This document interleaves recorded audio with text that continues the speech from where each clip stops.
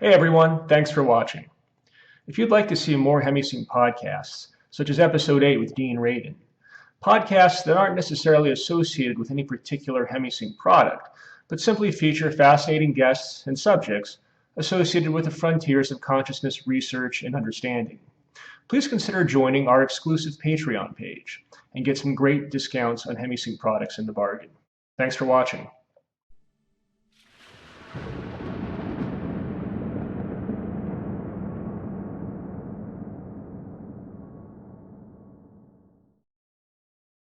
We are joined today by Tim Freke, a prominent author of several books. You can find them on Amazon.com or on timfreke.com. Tim is also a stand-up philosopher, as opposed to what you might typically hear of as a stand-up comedian. Tim does philosophy. I hope you don't encounter too many hecklers. But Tim is also producing with us a Hemi-Sync track called Deep Connection, a partner meditation. And so we are very pleased to be joined by Tim today. And so Tim, I think it'd be helpful for the listeners to just kind of get some background about your overall kind of view of philosophy, the process of enlightenment. I understand that you don't really see enlightenment as an ultimate journey, but this is really kind of a process of continuous personal awakening that we're going through. Is that right? Yeah, that's where I've ended up, Garrett. I mean, I've been involved in spirituality all my life, and I'm getting older now, and so we're talking, 50 years of pretty much being involved in this. And so I've been through lots of phases, and like most people, the first place I came to was a lot of the Eastern stuff and the idea of some ultimate moment where you just kind of click and you're over the line. And my own experience of being around a lot of so-called enlightened people was not that.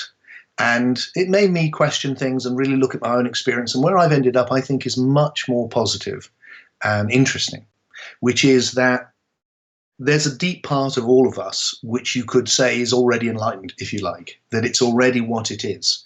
And then there's this other part of us which is on a journey.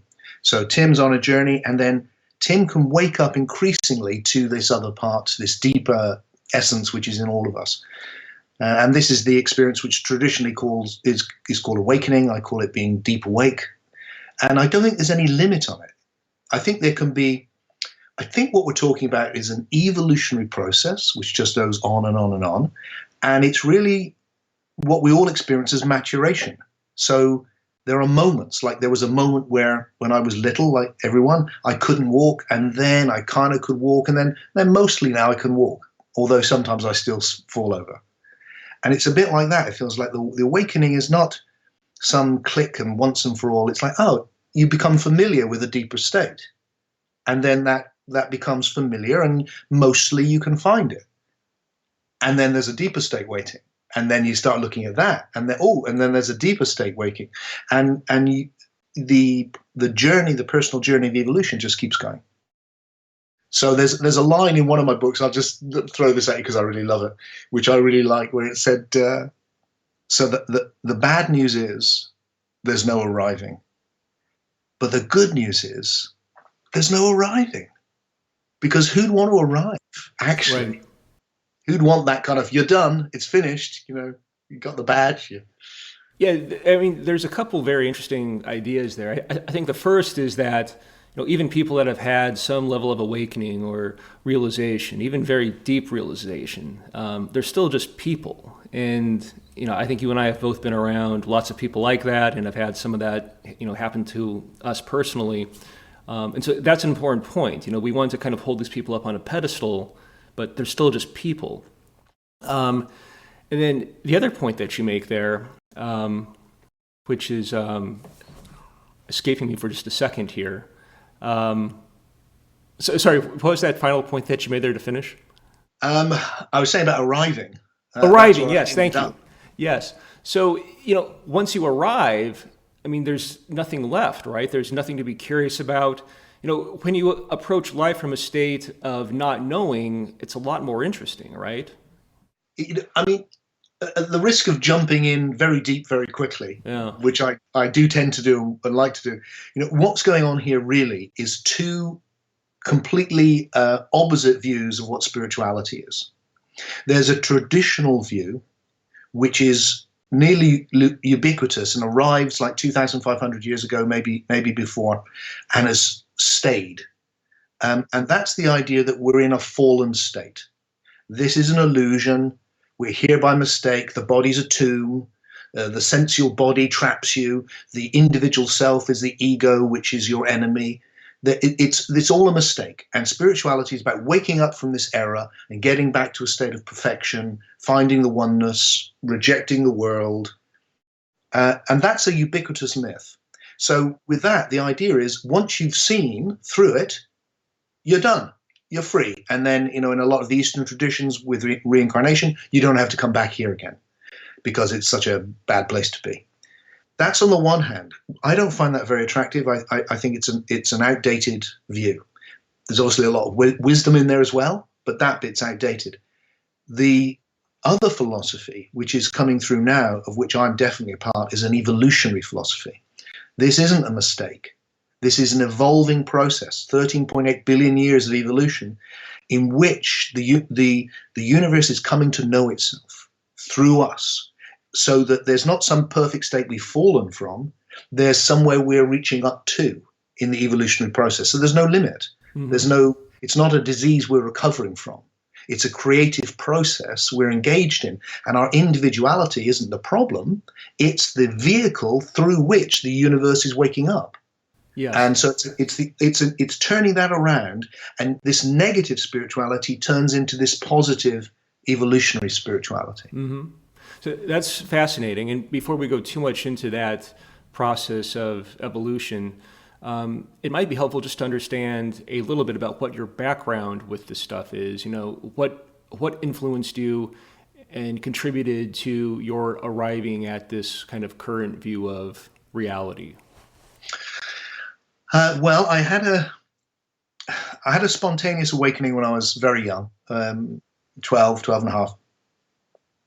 And I think looking back now, I was a very curious child, a bit strange, I think, very obsessed with the mystery of existence. It felt like the whole of existence was some giant question, and that therefore there must be a giant answer. And with that childish naivety, I was just looking for the giant answer. And I think for whatever reason, one day the giant answer came and got me.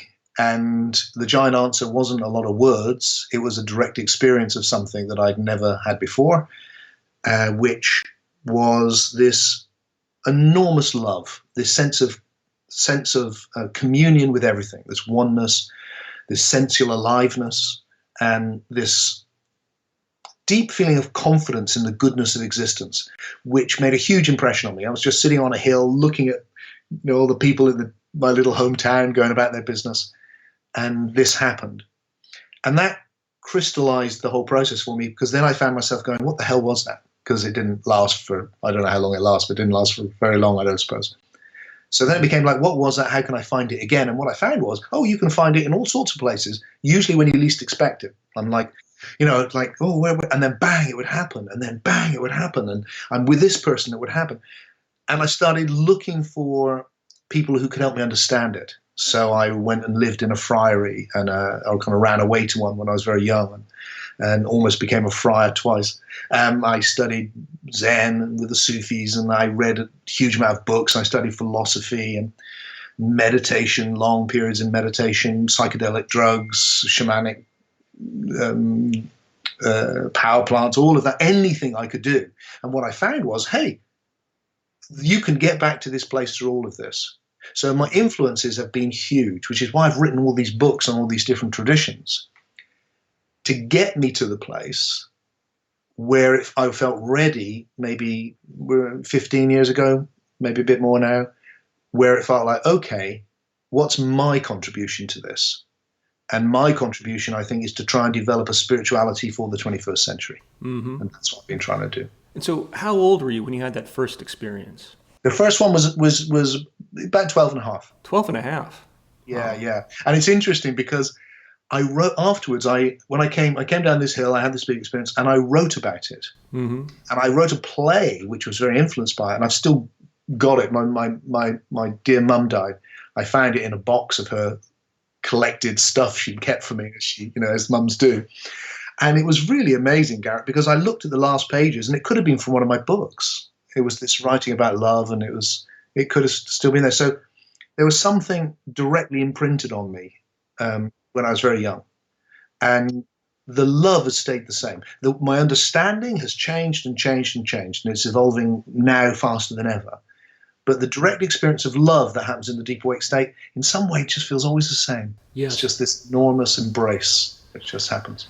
And so this feeling of love, dissolving in love, and the inherent goodness of it, these are kind of hallmarks of these types of awakening experiences that, we've all kind of heard about.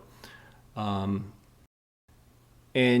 you sort of went through this process where you went to a friary, you were a Zen monk, which is very much within sort of the vein of what you previously described as this mindset where you have to kind of push back from the world, reject the world.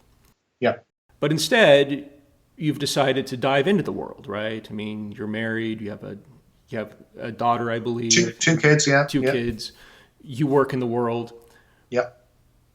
What made you convinced that it was possible to have a quote-unquote normal life? Well, I certainly grew up with this idea, that if you were what they call in the East, they call a householder. Yeah. It's like if you're a real seeker, you become a monk. Yeah. If you're not up to that, you can be a householder. It's like, oh well, you're not quite, you're never going to get there in this lifetime, but never mind.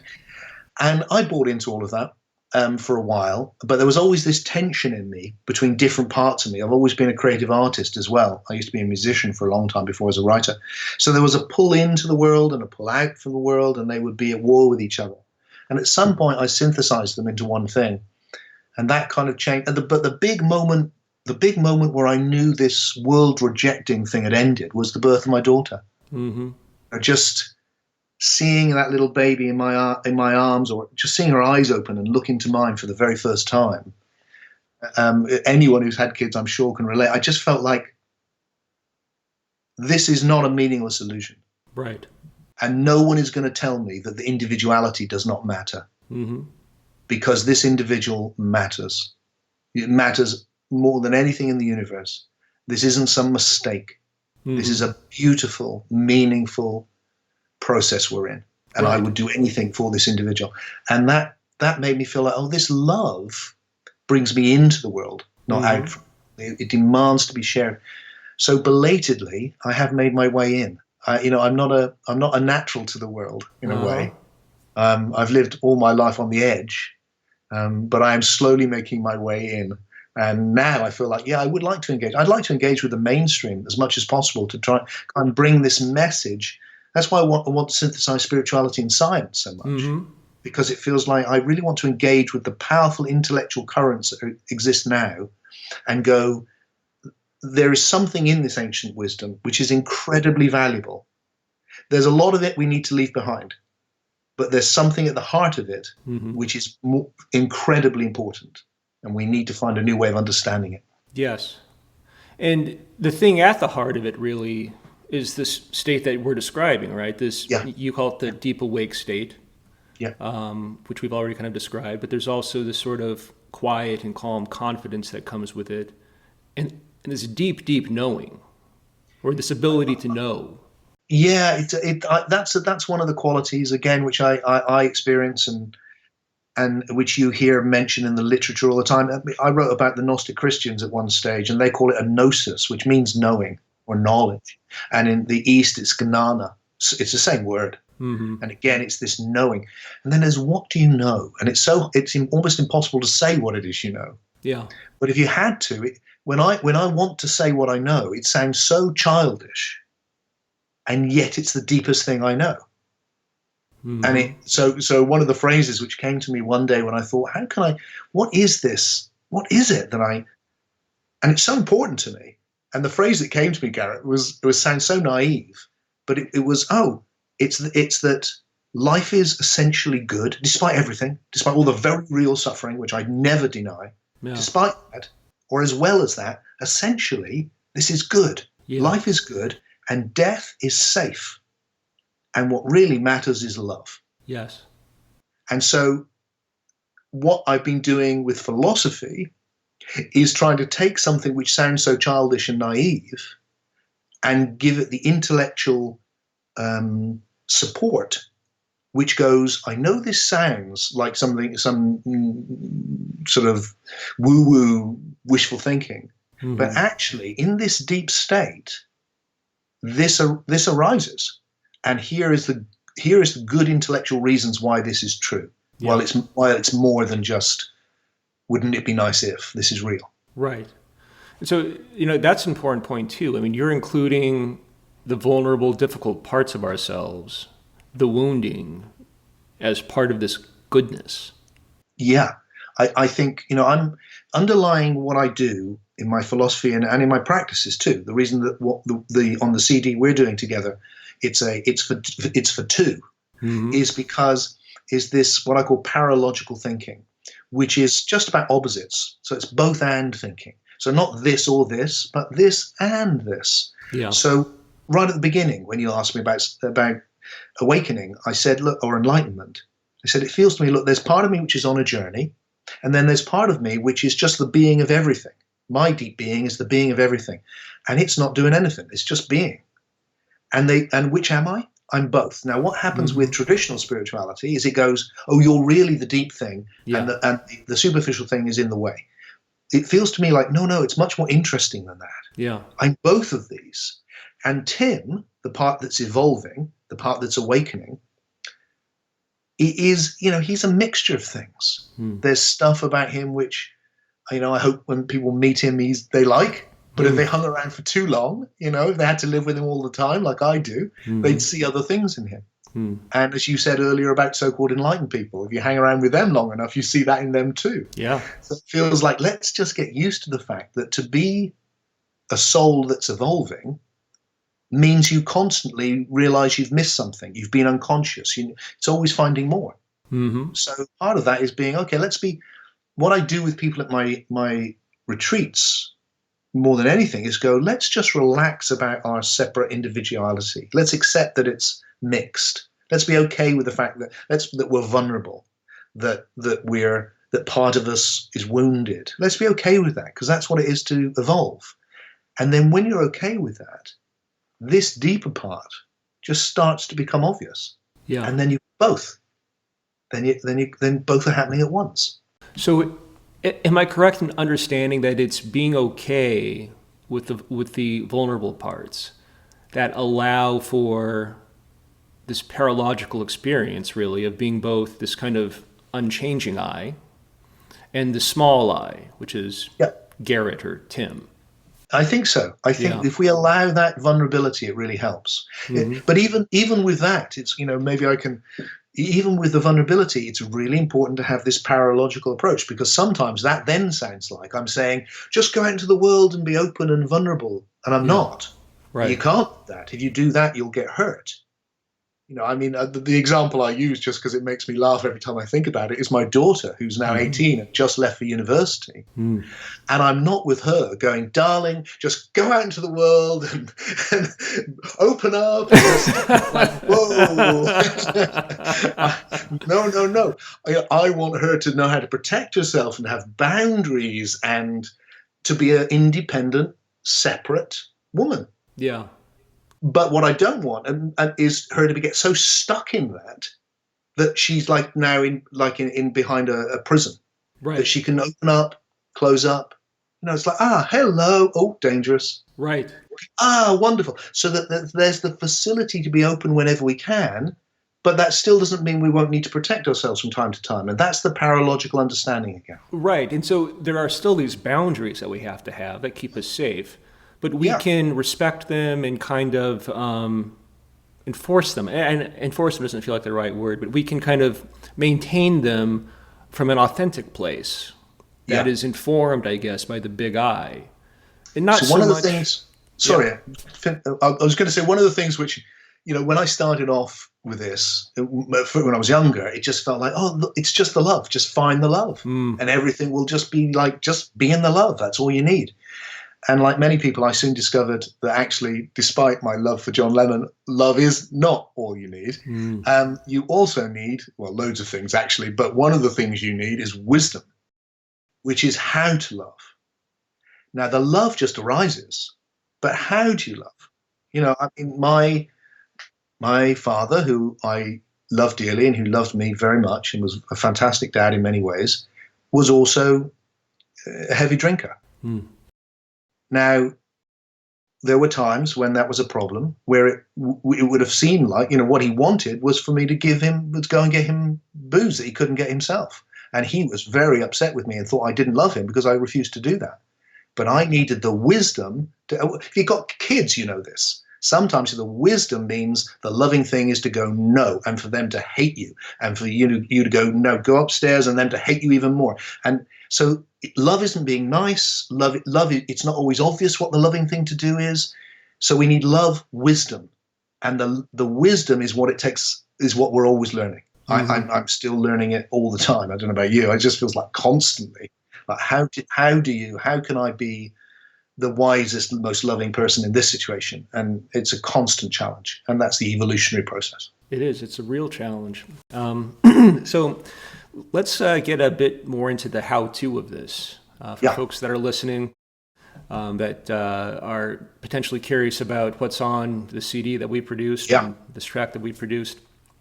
How do you actually kind of get through this small I, this sort of story of ourselves, into this deeper I, into the deeper mystery of who we are? So the first thing with my approach is, as you've already said, Garrett, is like, don't fight it. Don't think it's going to go away, and don't think it's the enemy. It's not. Love it. Just let it be. Don't expect it to be perfect.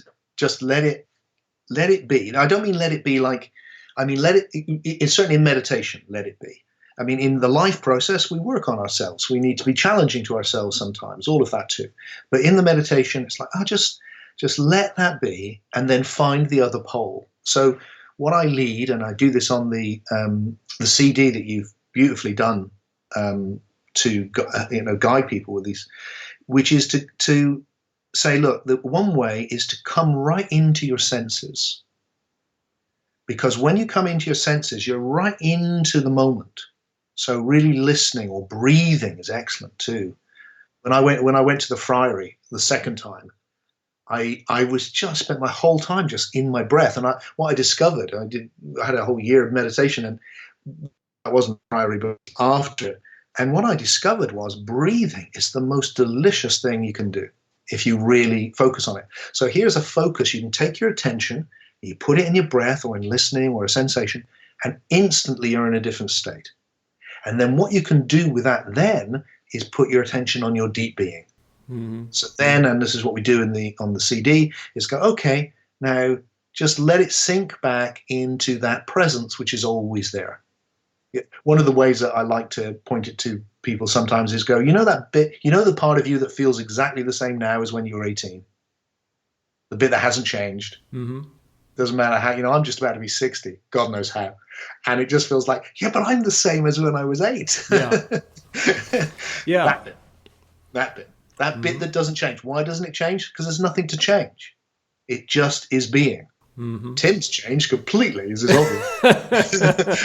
but that hasn't. Yeah. And so with the meditation, you can just sink back, and there's this huge, safe, spacious presence holding everything in it like a loving embrace. And like everything, the more you do that, the more familiar it becomes. Yeah.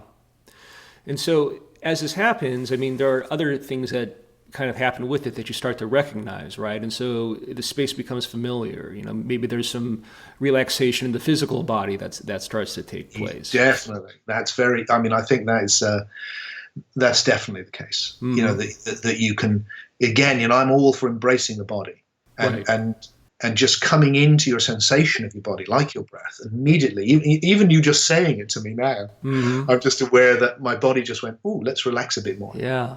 And that's again part of for me, the new 21st century spirituality is not about the body, bad. Yeah. It's actually going, the body, enjoy it. Just don't miss it. I'm moving my body very slightly here when I'm talking to you, and it's delicious.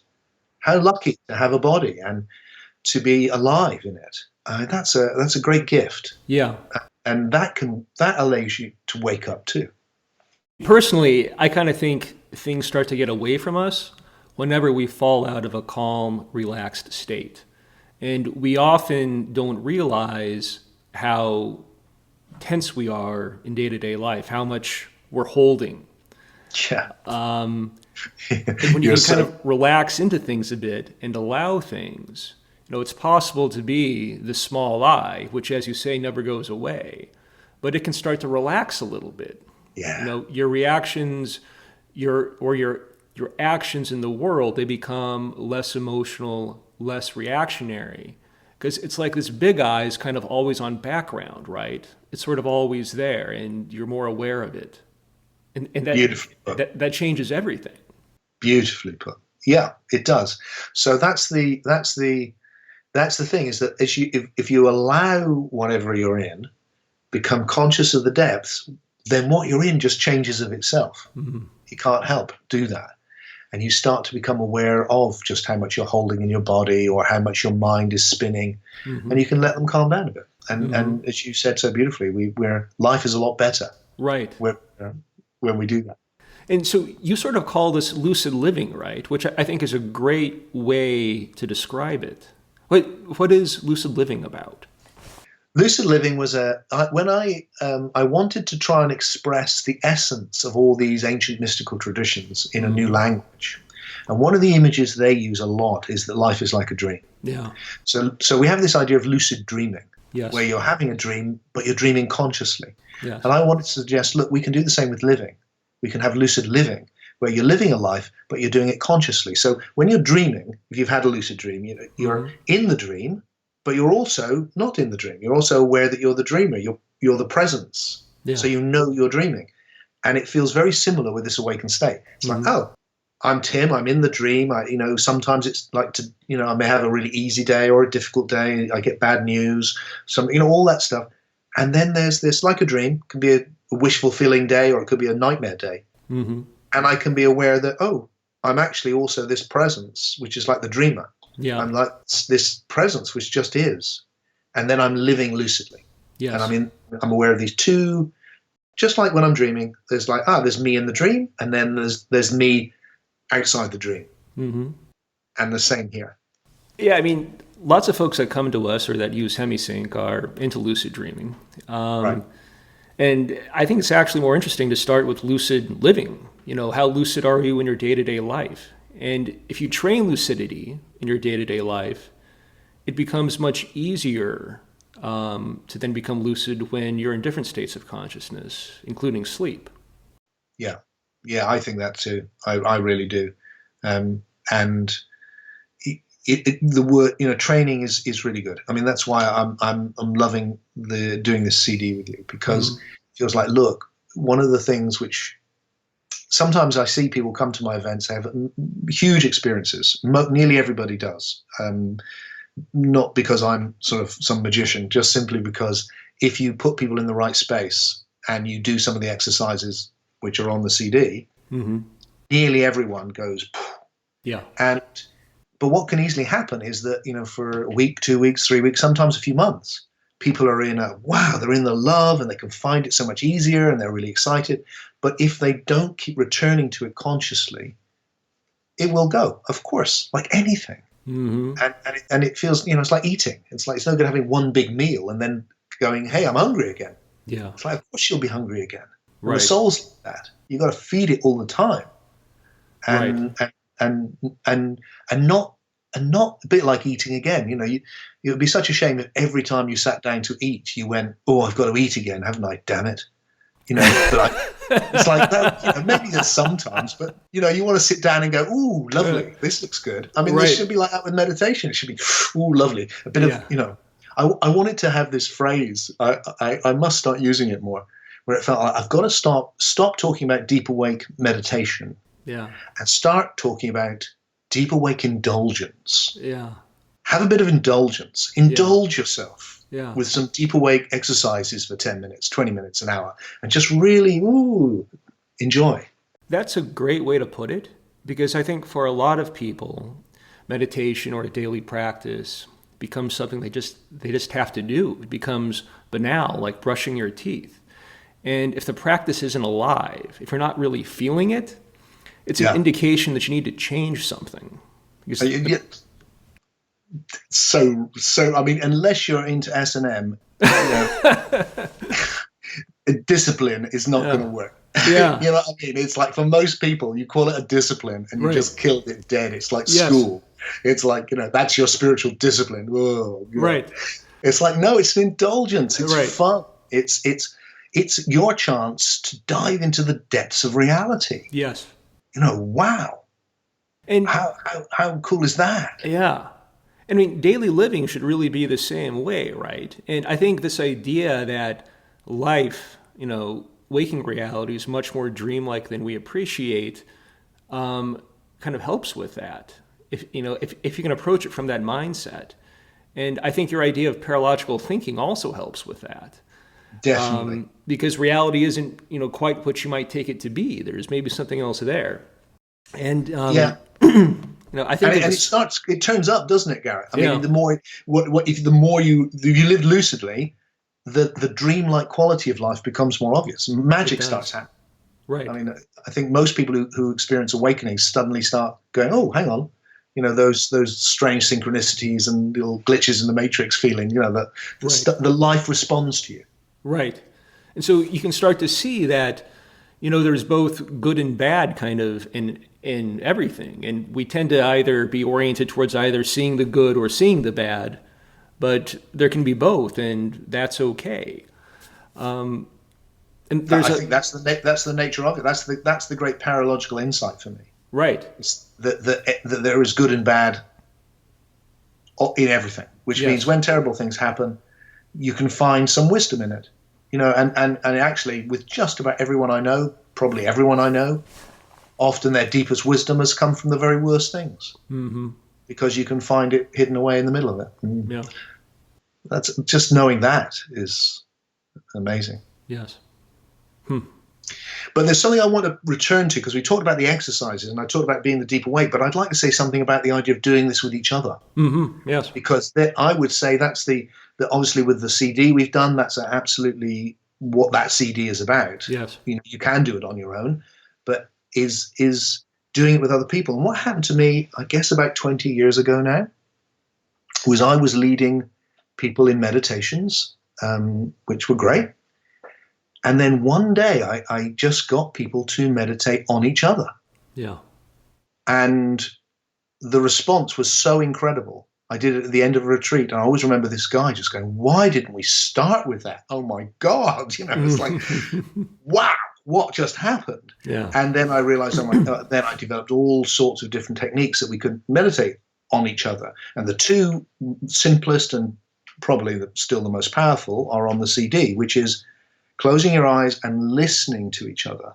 Mm-hmm. So and the other is opening your eyes and just looking at each other. Yeah. And if you're not used to doing things like that, that can feel a bit strange at first. But very quickly you relax into a state, and then you become aware, that what you call the little eye and the big eye, the two aspects, your deep being and the individual being, the universal and the individual. I'm connecting with that in you right now. Yeah. I'm connecting with Garrett, and I'm connecting with the whole universe appearing as Garrett. Yeah. It's this huge oneness.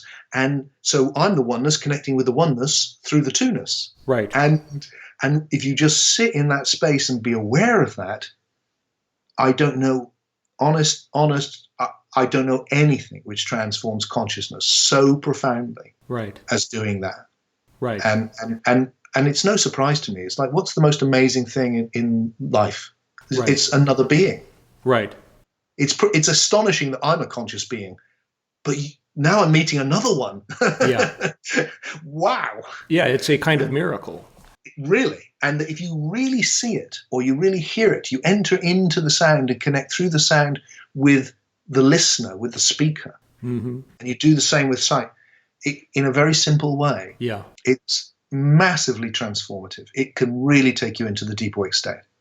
Yes. And so, this is fascinating to me. So this is a partner meditation, and you sort of start them off by inviting them to kind of sense themselves. I mean, they're sort of with their practice partner, but they're sensing themselves first. So kind of getting in touch with their deeper I. Yeah. And then at some point, you ask them to open their eyes, and it turns into an eye-gazing exercise. Yeah. And so this can be, I want to caution people. So the first time you start to do this can be intensely uncomfortable. And so I have my own theories as to why that is, but why do you think it can be so uncomfortable initially? Well, it's really interesting. I mean, I've done this with literally thousands of people all over the world.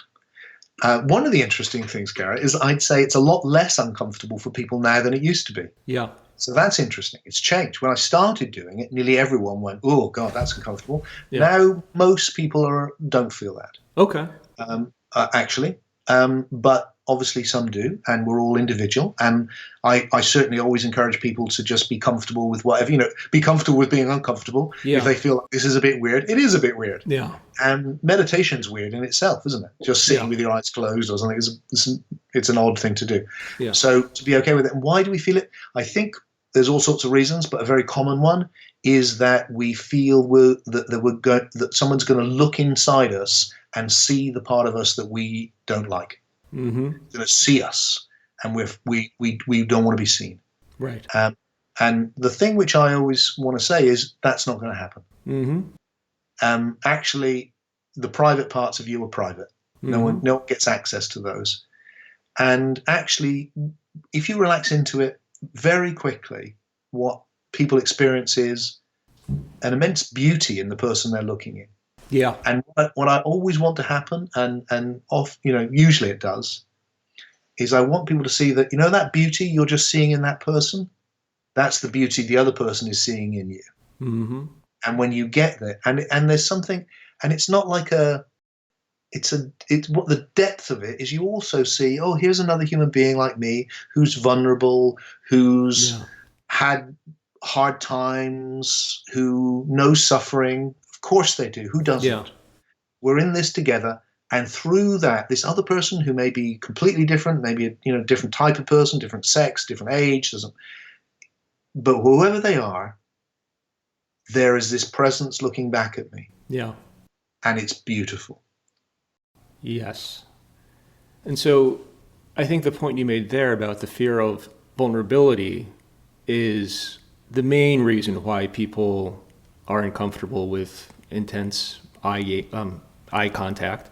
Yeah. And perhaps they don't experience it so much in your workshop because you've expertly led them into a deep state where their defenses are down a little bit.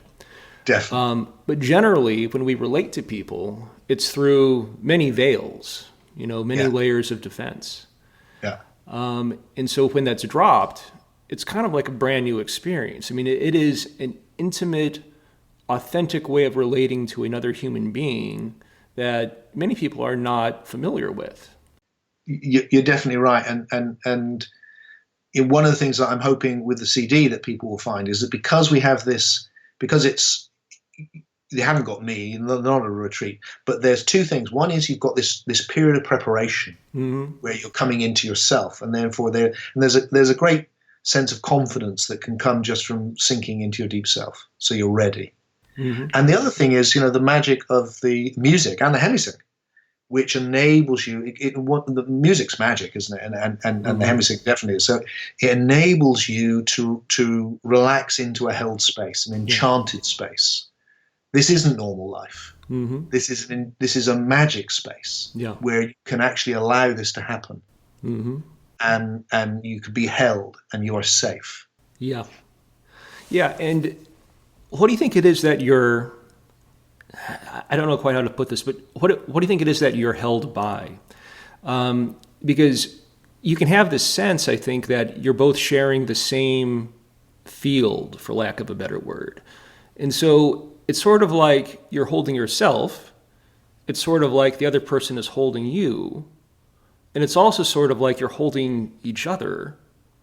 And it's also sort of like there's something bigger holding the both of you. Yeah, that's exactly it. That's exactly it. I think what happens is you find a place where you're two and one at the same time. Yeah. And the place where you're one there's a communion of souls. Mm-hmm. You're one thing, just like you said, and that's what's holding. That's what's holding. So the one is holding the two. Yeah. And that's a beautiful place to be. And I think the other really interesting thing about this type of relating is, the Greeks had many words for love, right? But I think one of the ways that we feel loved is by being seen. By being seen, by being heard in a way that is non-judgmental. Yeah. And accepting. Yeah. And so this exercise kind of invites the listeners to step into that. Beautifully put. Exactly right. I think one of the big things that happens when I do these soul-to-soul connection, these deep connection exercises together with people is people are starved of loving attention. Yes. We all are. And I mean, what's the most precious thing you can give somebody? Actually, the most precious thing. What's the one thing which is so close up to what you are? It's your attention. Mm-hmm. That's why kids, they want that, they want this, but really the deepest things every parent knows what they really want is your attention. That's why people, grown adults, are starved for likes on social media. That's what they're after. Yeah, that's right. And so if we can give each other that, it's immensely affirming. Yeah. And there's an exercise where on the CD where we listen to each other saying I am, and you just hear that I amness and you connect and affirm it. And then I get people to say their name.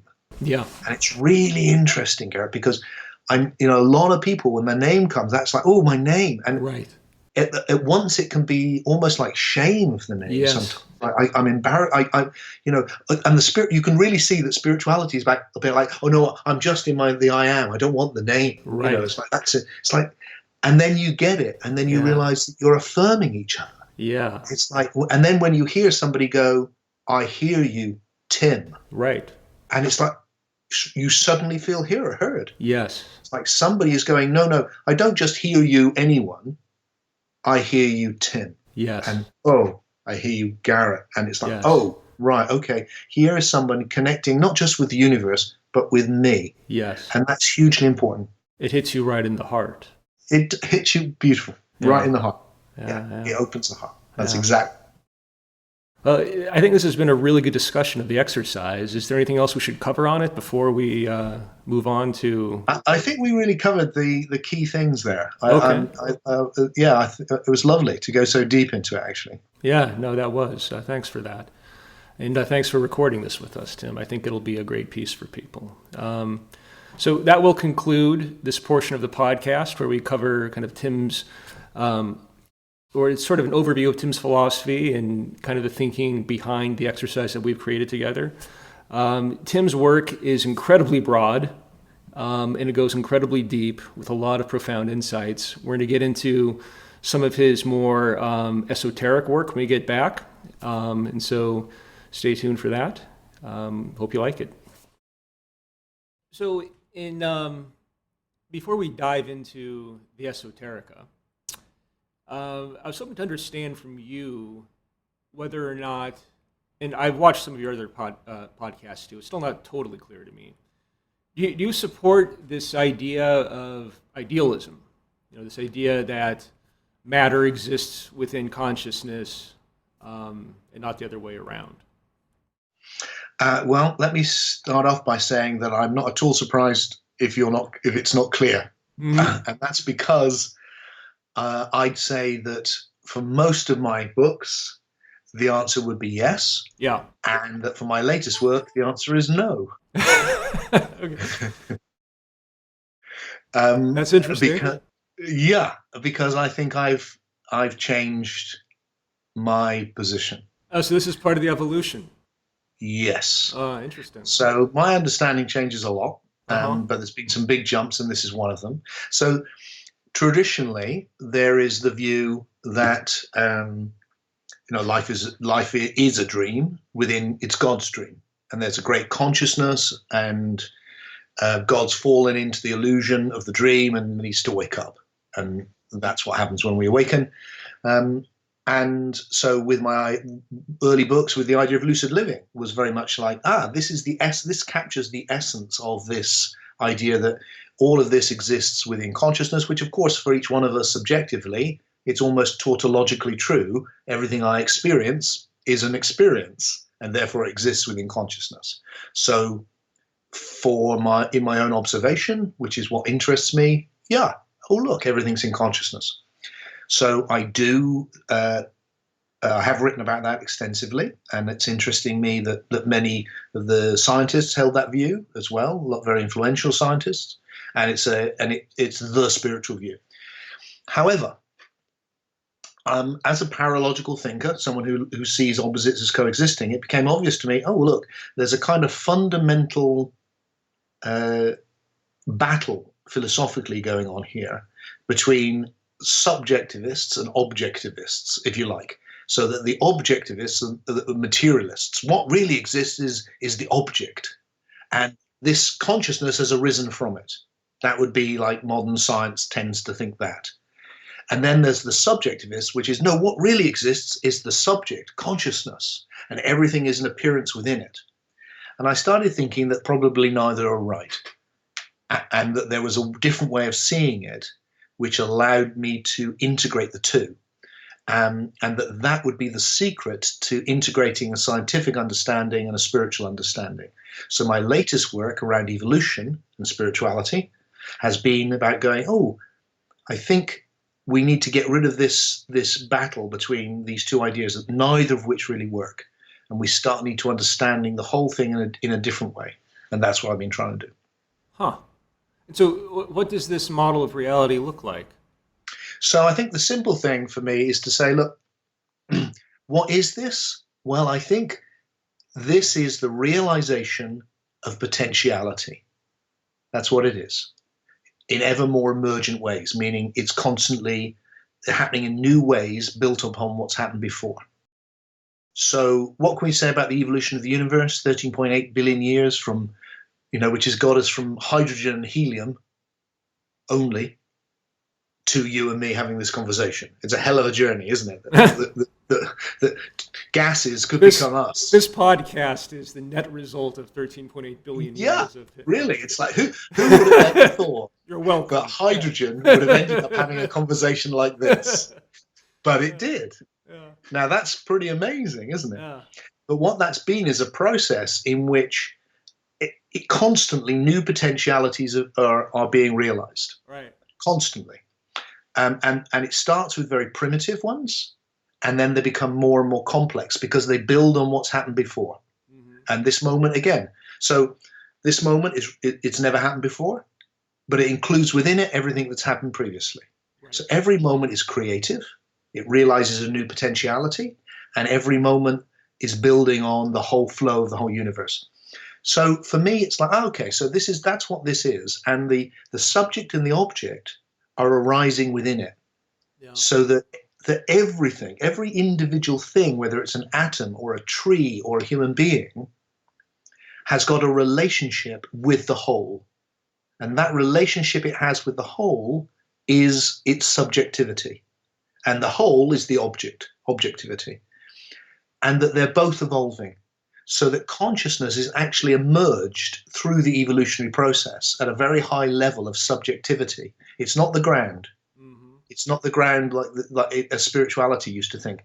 And the reason that spirituality used to think that is because it had no concept of evolution. It just didn't have that idea. So there's a whole lot of things we could go into, which I think are wrong with both the extremes of the materialists and the idealists.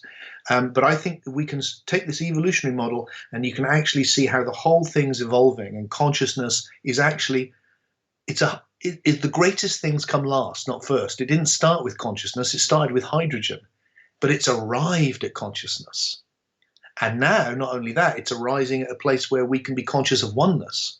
But this is a new thing. It's not where it started, it's where it's ending.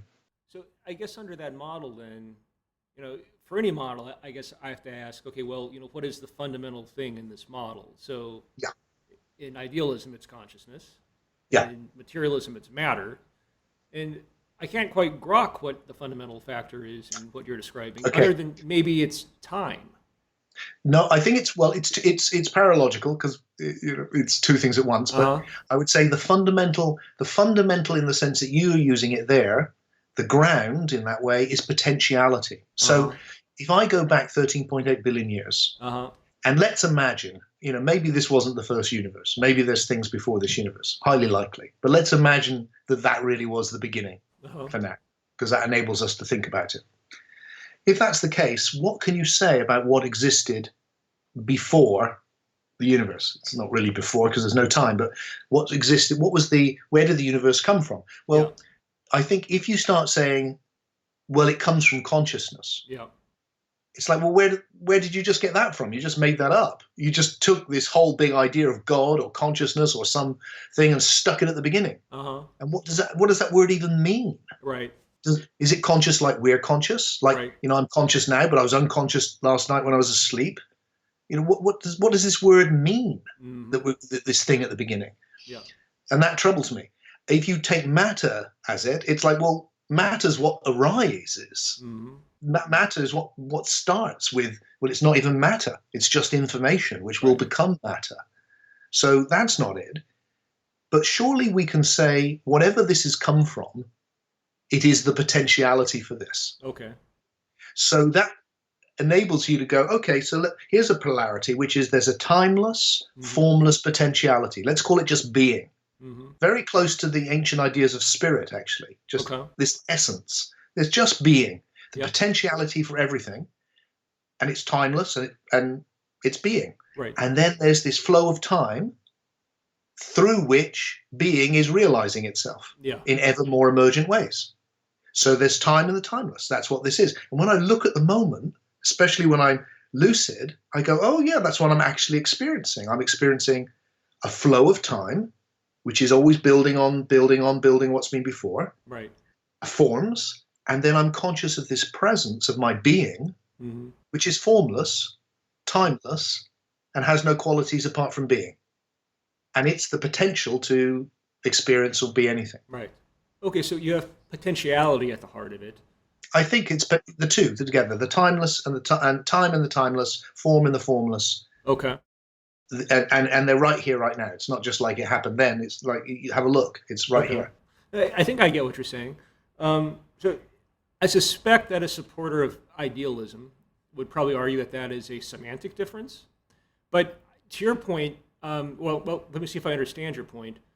So it seems like your point is that in order for potentiality to become truly conscious or conscious of itself, it needs the element of evolution in the forms to then become conscious I'm really of saying, itself. look, it's even more than that. It's going, look, the whole this is the realization of potentiality. That's what existence is. And it's a continual creative process of realizing potentiality.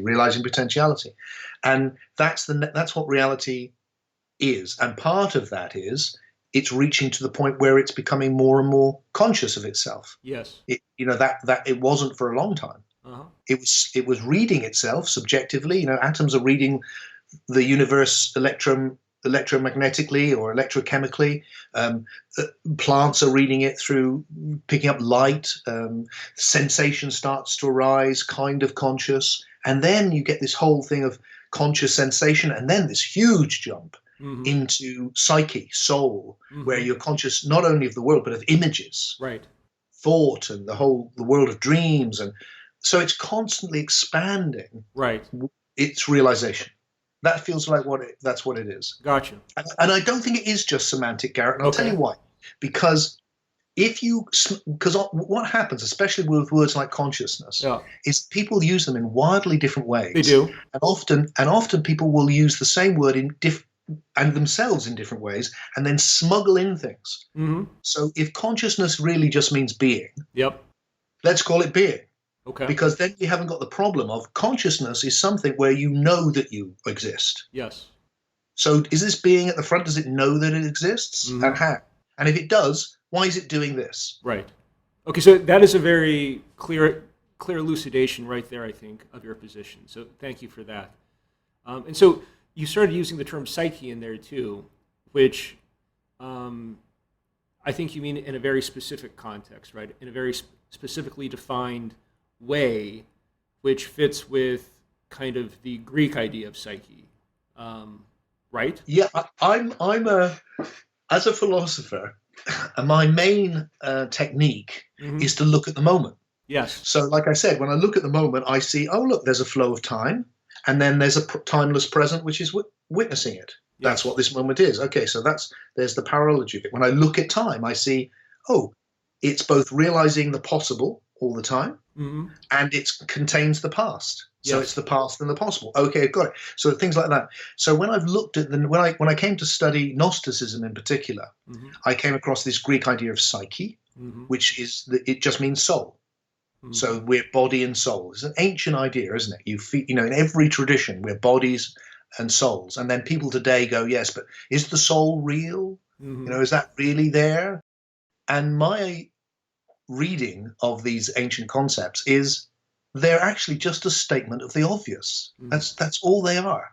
They're a statement of something you can't possibly miss, which is every single one of us is experiencing two utterly different dimensions of experience all the time. There's the sensual world of the body, where you're listening and touching and looking. And then there's a completely different state of experience, which is the psyche or the imagination or the mind. And all of these words are words for really the same thing from different linguistic roots, which you can call it whatever you like. The names really don't matter, and you don't want to get confused by the names. All you need to see is, oh, look, I am constantly experiencing two dimensions of reality. A sensual world, which is in space, and then the psyche, which doesn't exist in the material world. It's not made of matter, it's made of images, and that's the psyche or the soul. So are you a body and soul? Obviously you are. You couldn't possibly be having this conversation if you weren't. And that's what the ancient idea is. Right. And then we theologized it and confused it. And it's like, but if you get back to what it really means, it's simple and deep, actually. And so I think the interesting thing there is there are these themes that run throughout history. And one of them is this idea of esoteric teachings, which are kind of the inner teachings and are generally communicated through myth, or they're encoded in myth. And then there are the exoteric teachings that are kind of for the laity, for the masses. And the exoteric teachings tend to be promulgated by the people who are literalists.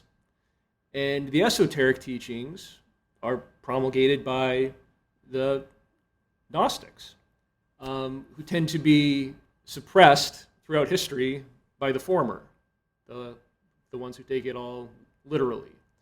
And this goes way, way back. And I think to trace it back to the beginning, at least within your work, you kind of trace it back to the Hermetica, right? Yeah, I mean, I think like so many things is that what you pointed to, and you said it really, is that essentially what we have here is something healthy, which has become something unhealthy. And the healthy thing is there are two levels of initiation in just about all of the ancient mystery schools, all of the spiritual schools. There's the first level where you come in, and when you've got that, then you move on to the next level, which is, so there's the outer level, and then you get initiated to the inner level, which is the esoteric. And again, we talked about, in the previous podcast, we talked about awakening as a process of maturation. And that's what that's about. It's like, well, when you've matured enough to have got this, you can do that.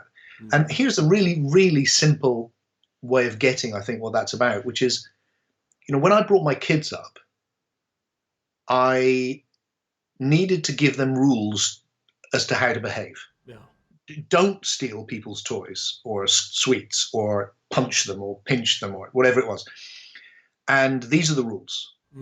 But what I wanted, I didn't want them to spend their whole life following the rules. What I wanted them is to get the reason for the rule. Was to get the love, is to get, oh, why would you do that to somebody? I wouldn't want to do that to somebody. And once they got that, they got what it was really about. Well, the religious tradition is, these are the rules. You don't know why they're the rules. They're just the rules. But what you want to get is, oh, I see why that's the rule. Oh, okay, yeah.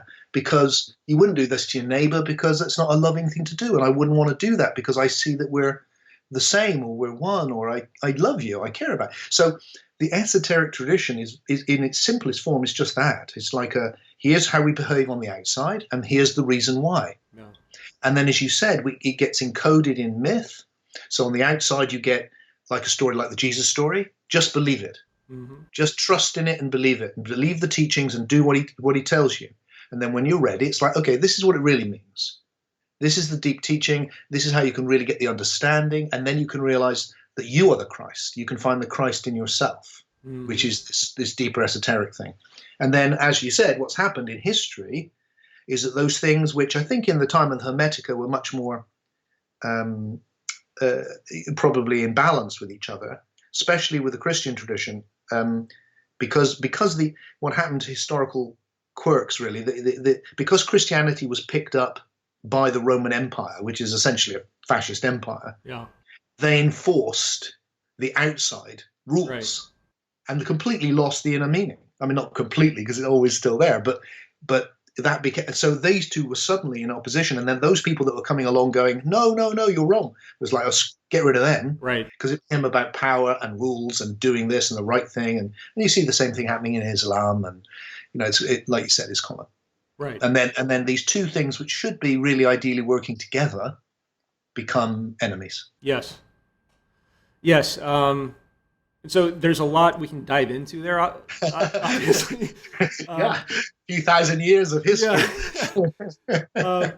But I mean, one thing that I think, struck me about your work on the Hermetica is I had this idea that I think a lot of people share, that the Hermetica is somehow inscrutable, maybe even nonsensical. It's about, alchemy and like turning dross into gold, and, basically that is the exoteric teaching, right? Like that is the outer teaching. But really, this goes back to the Egyptian prophet who became a god, basically, Thoth, who I guess, he was responsible for science, medicine, religion, architecture. I guess he's credited with being the architect of the Great Pyramid. And, yeah, he's everything. Right. And so the Greeks were like babies compared to the Egyptians, right? They revered them. And so they adopted a lot of this. And, they called Thoth Hermes, Trismegistus, the man who was not once, not twice, but 3 times great. And so, like, how did this all happen? Like, why doesn't the Hermetica get its due? Like, why is it viewed as something that is...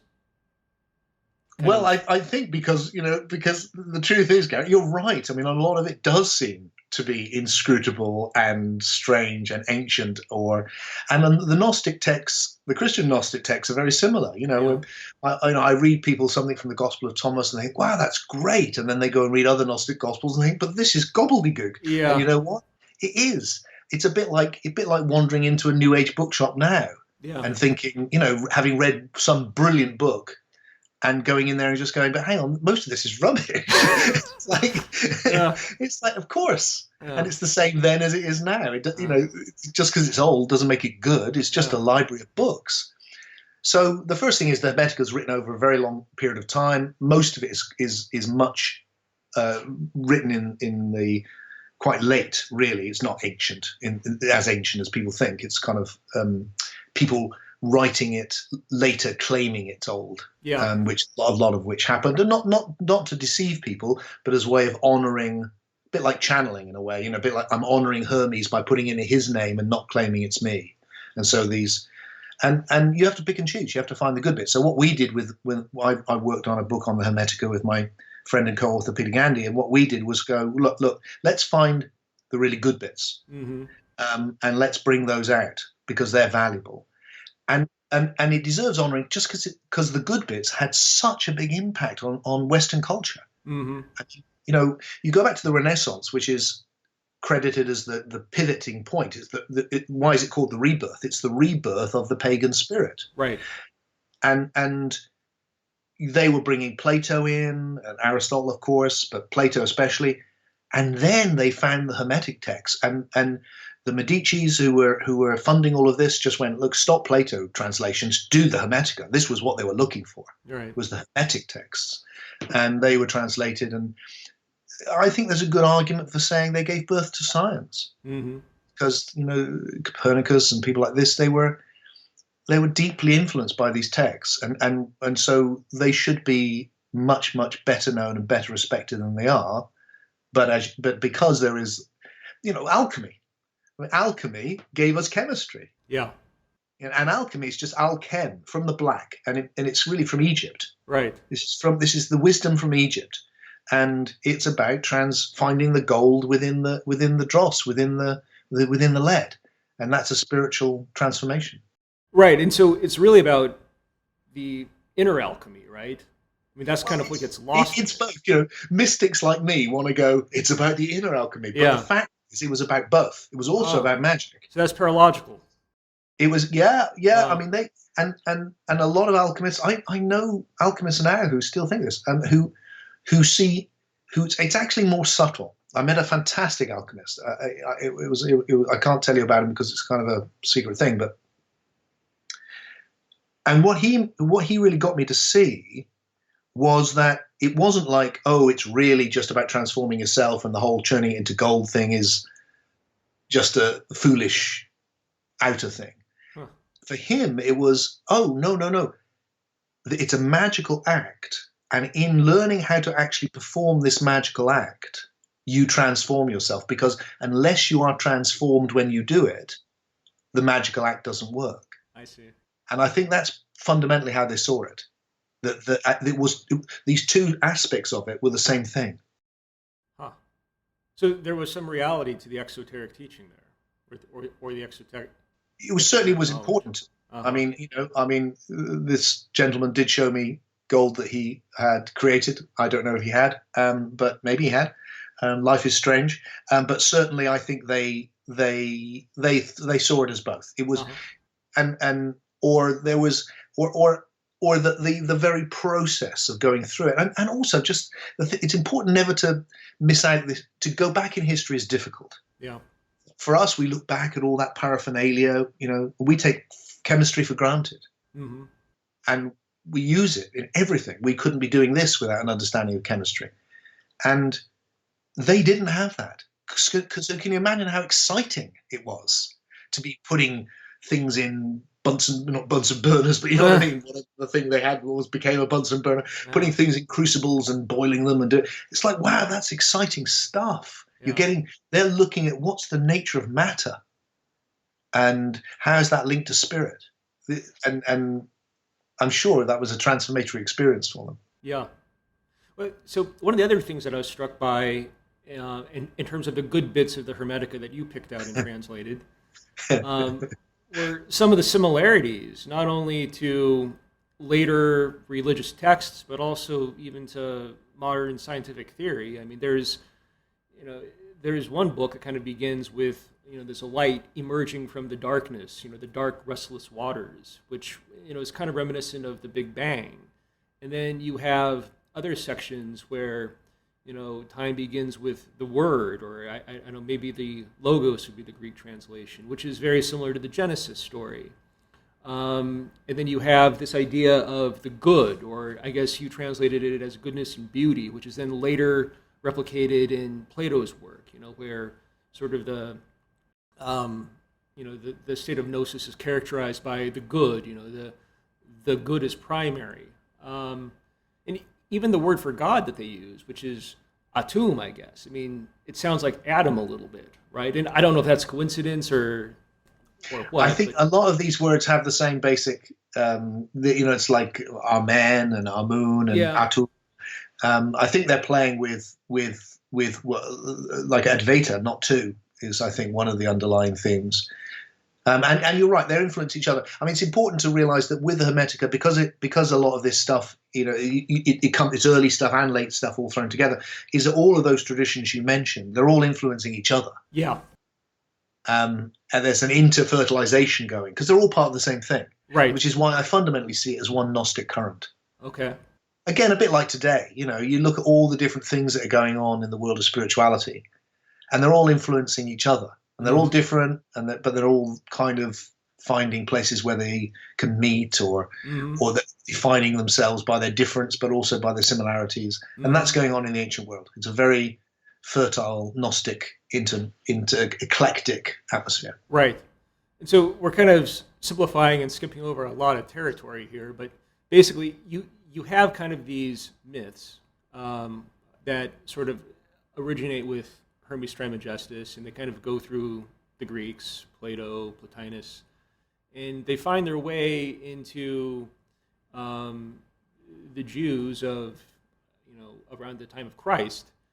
And you have this theory in this book that has not made you very popular on Amazon.com. And this is very interesting because your books all get 4 and 4.5 star reviews on Amazon, which is incredible because there is a whole universe of people that are very triggered by your work that literally give you 1-star reviews. And so that means that the rest of them have to all be 5 stars. But you have this idea or this theory that Christ is a myth. He was not an actual historical person. And you think the same thing of Simon Peter, I believe, and all 4 of the writers of the Gospels, Matthew, Mark, Luke, and John. But you do hold that Paul is a real historical person. Is that correct? Yes. So can you just tell us a bit about all of that? Oh, okay. That's, I'll have to do it very. That's very lots to unpack there, but because obviously it's a big subject. Yeah. So major. This was my international bestseller with Peter Gandy, The Jesus Mysteries. That came from a very long study of Gnosticism and the ancient pagan mystery schools. So not specifically the Hermetic stuff, but just like the whole of the ancient world are covered by these mystery schools, these initiation schools. And at the center of them are various myths, and a very common one is of a dying and resurrecting Son of God. And the basic place we ended up, we didn't start there. It was a shock for me. There was no agenda. What the Jesus Gnostic school originally was a mystery school. And at its heart, there was this myth of a guy who was the Son of God, just like in the ancient traditions. He had 12 disciples, just like in the pagan traditions. And he dies and comes back from the dead. And he does things like changing water into wine. And all of this, these are myths that have pre-existed for hundreds, sometimes thousands of years, going back to Dionysus in Greece, Cyrus and Horus, and others, Mithras, Adonis, Attis, lots of them. And Jesus, or Joshua, Jesus is the Greek, seems to be another one. And we've got this idea that he's a real man, even though if you look at the story, it's clearly mythic because of the way that the West has seen this story. But if you go back, if you go find the earliest Christians, they seem to be the Gnostics to me. And the Gnostics are very clear that this is a myth, and it's about discovering the Christ in you. So once you get that, then it's not about dismissing the Jesus story, quite the opposite. It's about going, wow, this is a really deep, really, really deep story. And if you understand it, it's got immense power. It's not just about believing that someone came and did it all for you. That's the exoteric, the outer. That's the outer teachings, believe. The inner teachings are gnosis, know. That I think is the most. Who you are.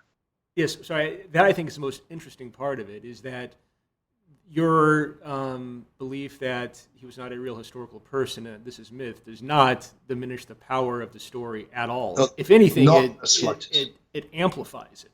Totally. I mean, one of the great ironies, people don't think these things through very much, because one of the great ironies is if you do believe that there was a real historical Jesus, well, everyone's got a different one. Nice Quaker pacifists have a nice Quaker pacifist Jesus. If you're a Muslim, you think Jesus was another prophet like Muhammad. If you're a Buddhist, you think he was a Buddha. If you're a Hindu, you think he was an avatar.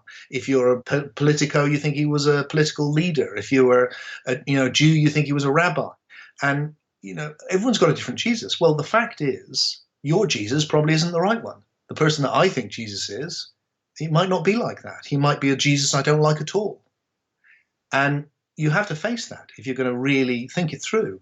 But when you realize it's a mythic thing, when you realize, as Carl Jung said, that it's an archetype of the self, then your Jesus is your Jesus, and that's just fine. That's how it should be, because Jesus is an image through which you relate to God. It's a face through which you can approach something which has no face. It's a personal way into a relationship with the One, and that's what the ancient polytheistic tradition was always about. All these different faces of the faceless, and Jesus is one of them. And I think it's beautiful, and it's just as powerful today as it ever was. Which is why when people have near-death experiences, they meet Jesus. Of course they do, unless they're Buddhists, then they meet Buddha. But kind of the crux of it, though, is that heaven or salvation is not something that you're rewarded with later for good behavior. It's really an immediate realization, a state of gnosis that you can have right here, right now. So the outer teachings are be good and you'll go to heaven when you die. And the inner teachings are heaven and hell is right here and right now. And that will also be true when you die. It will also be here right now. Yes. And heaven or hell is, are you in a state of love or are you in a state of separation and lostness? Yes.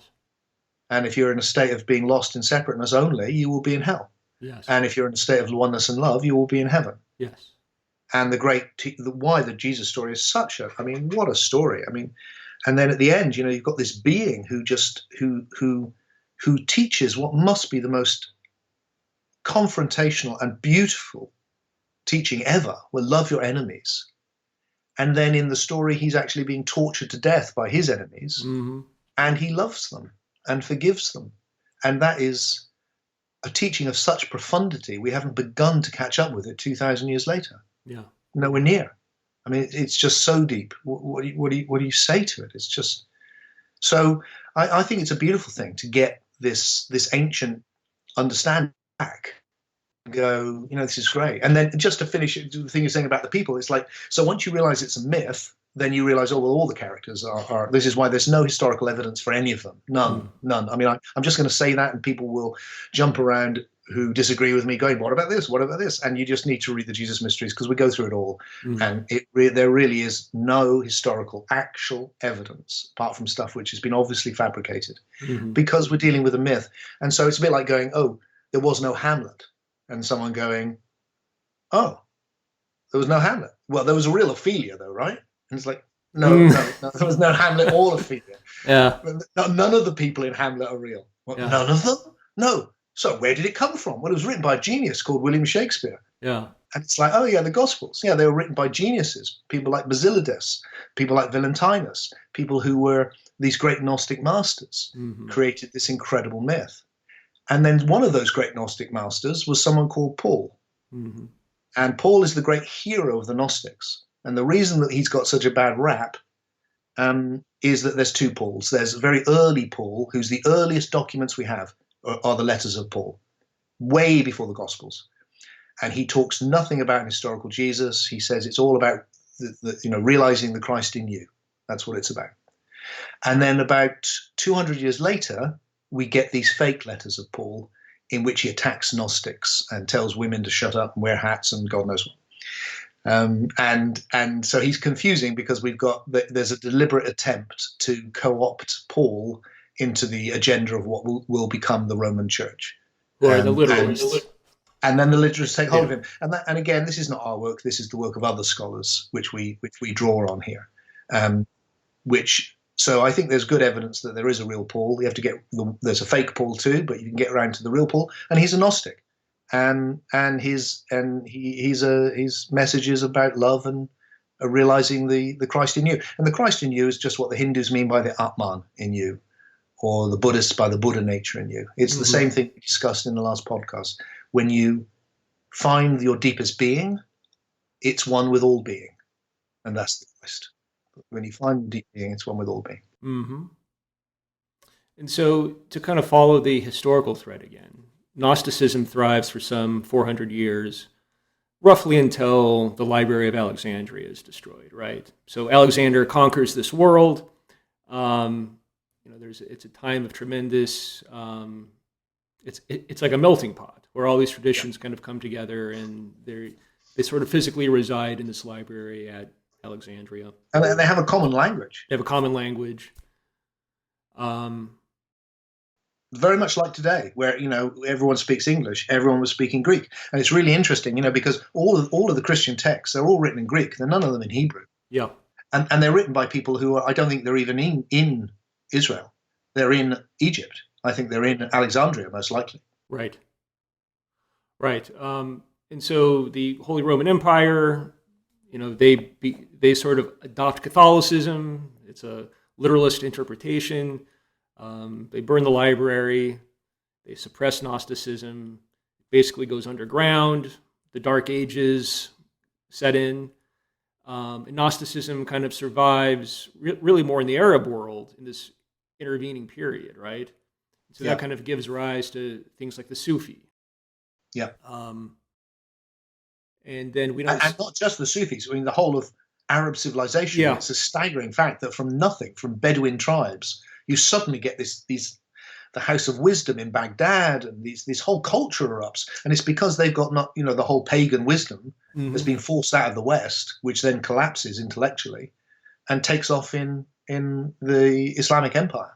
And it turns into a great culture with mathematics and science and everything. And we're like you said, we're heading off into the dark ages. Yeah. On this side. And so this tradition doesn't really come back to the Western world until, I guess, 1438, right, where they rediscover Plato's lost works, and they're introduced in Italy, right? And this kind of kicks off the Renaissance.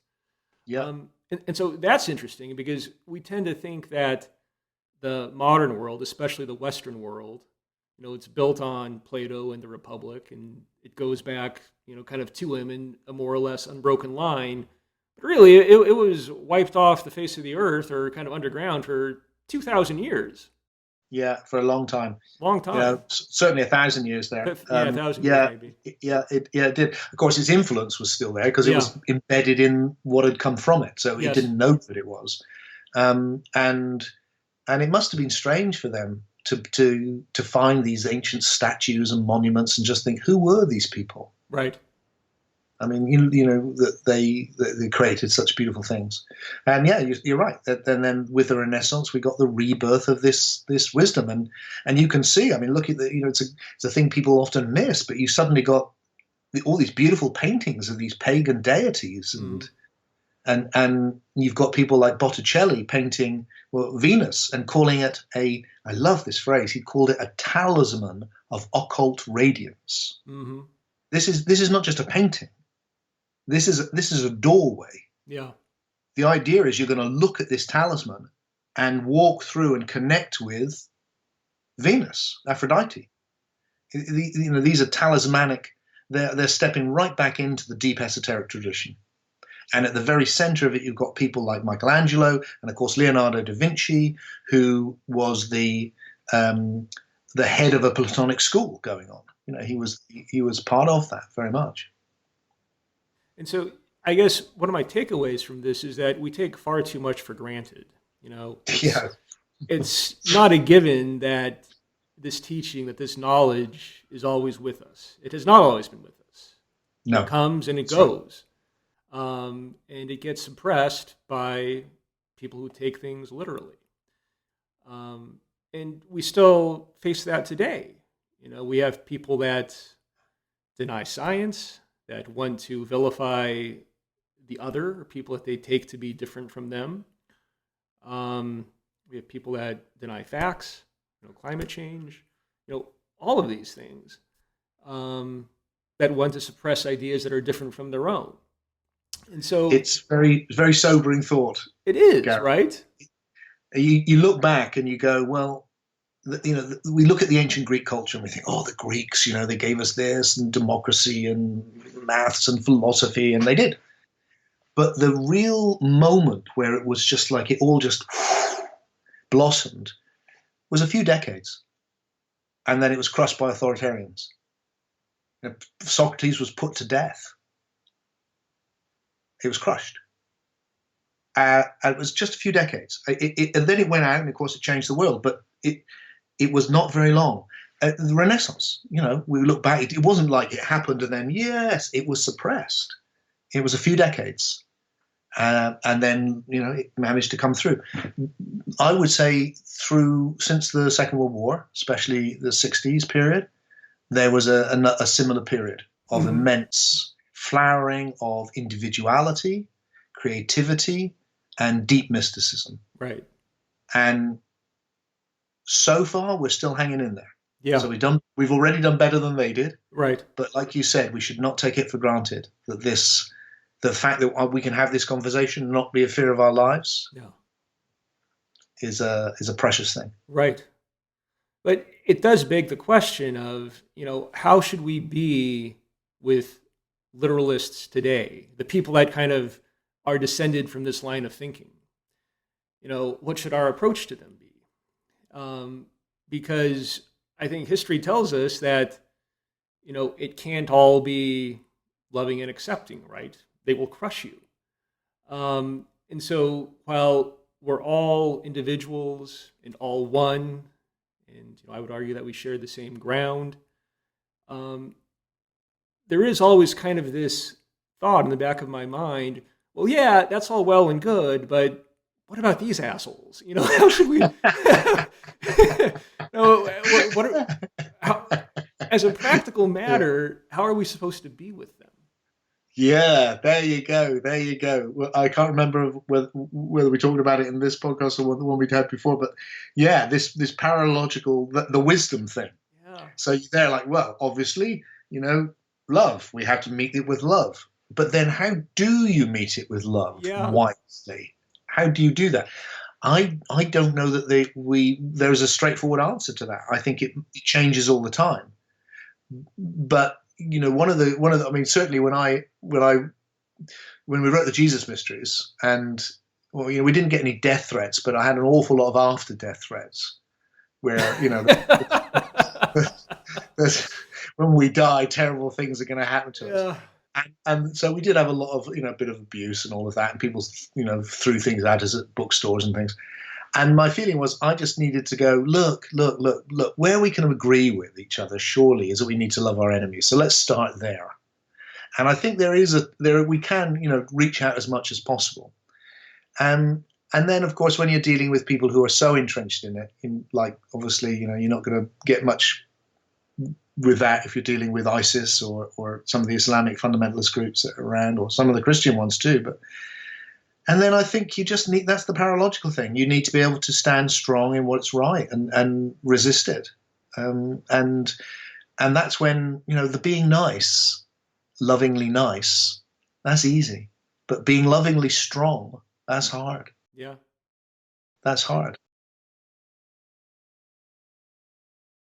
Well, this has been a great conversation. We've gone on for coming on 2 hours now. Anything else we should cover before we say our goodbye? We've covered so much, and there is so much still we could cover, and it's been a fascinating conversation. But I think we've done well to explore what we've explored. Yeah. Well, Tim, thanks again for your time. If you folks liked it, give us a like, share it up, leave us a comment. We'll try to get back to you. Check out Tim's books on timfreak.com or amazon.com. He's actually coming through California and Colorado here in March, so check that out too. And I'm coming to do a whole retreat in June at the Omega Institute in New York State. Excellent. So look for that, and thanks for listening. Bye for now.